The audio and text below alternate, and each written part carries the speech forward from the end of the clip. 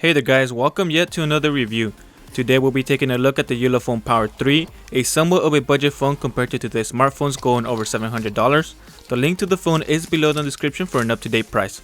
Now let's go ahead and quickly take a look at what they threw in. Inside the box right away you get the phone, so we'll set that to the side for now.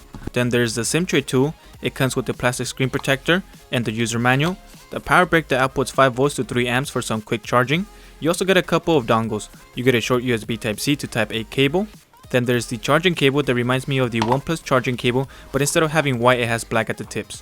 You will also find a USB Type-C to 3.5mm jack since it is missing the headphone jack, sadly.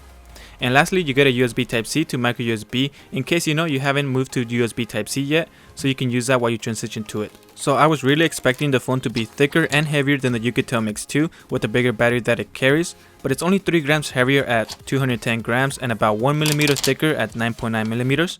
The back of the phone has a hard plastic which can handle more drops than the ones with glass do, but does not feel as good as the ones with the glass back. On the back sits the dual cameras that are very trendy, alongside the fingerprint scanner that is placed a bit higher than on other smartphones with it on the back, aside from the Galaxy S8, so if you have small hands you might struggle trying to reach the fingerprint scanner. On the bottom of the phone you'll find the single firing mono speaker that is underneath the right grill and the USB Type-C port right next to it, and the grill on the left side is just for looks. The power button has some nice texture to differentiate it more from the volume rocker, so that is a nice touch. The 18:9 6-inch display has a resolution of 2160 by 1080p and is composed of Gorilla Glass 4, which is very scratch resistant. The display colors look vibrant and can be tuned in display settings under mirror vision in case you don't like it. The display is more on the warm side and I prefer it to be more on the cold side, so this is the only phone I have tuned the display. Most of the time they look good to me. The LCD screen gets sufficiently bright to use outdoor. I can make out what's on my screen most of the time and reply to messages without the need of squinting, so that is good. Since it is the 18:9 display, you will get the famous black bars on the sides when watching YouTube videos, but can always pinch the display to fill it up. I much prefer the symmetrical look of this display. It just looks more appealing to me than the other phones I have reviewed with the bigger chins. But a con of the smaller bezels is that you have to stretch your thumb farther down to reach the navigation buttons than you would on the ones with the bigger chins, essentially causing a bit of discomfort to your thumb. Well, depending on how you hold the phone. So the fingerprint reader is not that fast. It seems to be quite slow at unlocking but recognizes the fingerprint right away, so I can tap it without any issues. This is not really an issue for me, but maybe for some of you. You also have another way of unlocking the phone, which is with facial recognition, but this one is not very secure. It will unlock when you have your eyes closed or cover the bottom of your face, or even put a picture of yourself in front of it. Another thing is that it will not allow you to use the fingerprint reader with the facial recognition, so it's either one or the other, not both. I stuck with the fingerprint reader since it's more secure. Now going over to the speaker. The speaker is loud and the sound quality is good, better than the Vernese Mix 2 or the Oukitel Mix 2, but not better than the Xiaomi Redmi 5 Plus. It's really hard to show that through the video, so let's go ahead and move on.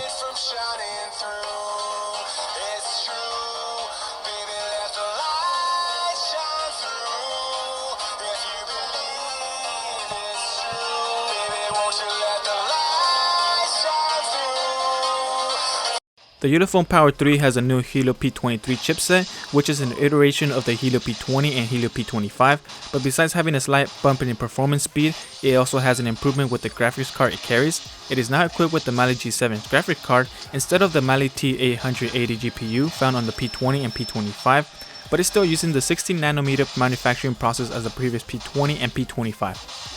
With the Helio P23 and the 6GB of RAM, the phone just glides through just about everything, from opening apps to keeping them open in the background longer. It is good. Playing games on here is also a delight, but you won't really see much of an improvement in how fast it opens apps and closes them compared to the P25.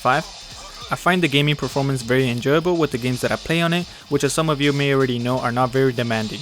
The phone hardly gets warm when playing for 30 minutes, and the screen is very responsive and I haven't encountered any serious lag or app crashes. I have been multitasking on this phone a lot, quickly switching between emails to games and social media, while listening to music videos on YouTube in split screen mode while surfing the web. An issue with a lot of Chinese phones with the 18:9 display is that it keeps both tasks you have open split right in the middle, and it doesn't let you readjust it, which is a bummer. Hopefully they get that fixed soon. So the vibration motor feels very weak since the phone is quite thick. It feels more faint than on other slimmer phones, so I like to keep that sound on when typing. I know a lot of people find that annoying, but I only keep it on when I'm home and not when I'm out and about. It's a way to keep that haptic feedback while interacting with the phone. So you might be a bit disappointed if you're really big on the interaction aspect of using a phone. Just like on most of the phones I have reviewed, they don't work well with T-Mobile in the US. The link to the phone is in the description for an up-to-date price, and the network bands it works with is also down there. So I only get 2G on it, but you can get 4G on other carriers. If I'm not mistaken, it supports the AT&T frequency for 4G. When I'm downtown, I get a better signal than I do at home. That's where I can make calls and send texts, and it works well. But when I come home, all my signal goes away, so the call quality is good for the most part when I'm out and about. I can hear the other person loud and clear, and so can they, so that is good. So no complaints there. Now let's take a quick look at some of the features that it comes with. So you get the 3-finger swipe down for taking a screenshot. You also get the scroll screenshot option to avoid taking multiple screenshots. You can also double tap the home button to make the screen go to sleep, but can't double tap the screen when it is off to wake it up, so that is a bummer. You can also swipe up on the display using 3 fingers to launch the camera, but I prefer using the double pressed on the power button to launch it quickly. You can also flip the phone over to silence your alarm. So those are a couple of features that it comes with. A handy feature that it has is the one-handed mode, where you can minimize the screen to be either on the left side or the right side depending on what hand you're going to be using the phone with. That way it's more comfortable to interact with the phone with one hand. Now let's move on to the battery. The Ulefone Power 3 has a 6080 mAh battery, keeping the phone running with 8 hours of on-screen time on moderate usage. You can get up to 9 hours with low usage, so it can last up to 3 days on low usage. So you don't get in-depth information on what application is taking up the most battery. You only get the general on-screen time, Wi-Fi and data signal battery consumption in the settings. If you guys are a fan of big batteries and don't mind the extra thickness, then I think you will love my upcoming video where I share with you my review of the Oukitel K10 with the incredible 11,000 mAh battery. So stay tuned for that one. Now let's move over to the back. The main rear camera has a 21 megapixel sensor with an f2.2 aperture. The secondary 5 megapixel camera is fake like we've seen on a lot of Chinese phones. You can cover it up while you have it on the blur effect and it doesn't affect the picture. You can still move and adjust the size of the circle that you want to keep in focus, and then will blur around that circle. On the front it has 2 cameras as well. The main one is a 13 megapixel sensor and the second one a 5 megapixel sensor, and it doesn't seem to be real as well, but the front flash does work and it works well.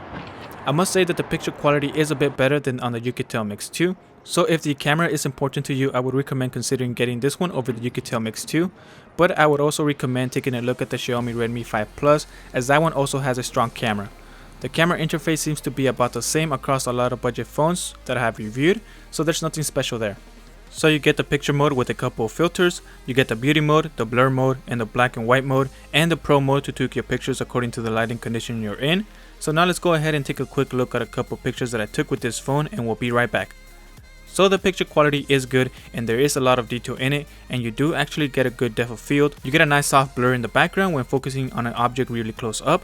The thing with this one is that the pictures come out just a tad oversaturated, especially the greens and the reds. They tend to pop more in close-up pictures. So you may or may not like that, but you can always tweak that with an editing app. I use the Snapseed from Google and that has been working well for me.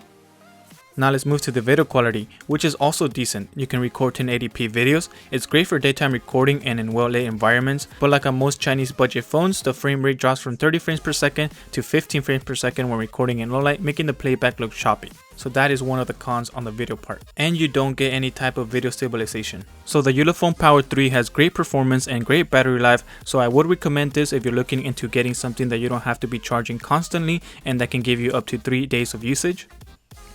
So with that, I end my review. So thank you guys for watching, and leave a like if you enjoyed and subscribe for more content, and I'll talk to you on the next video.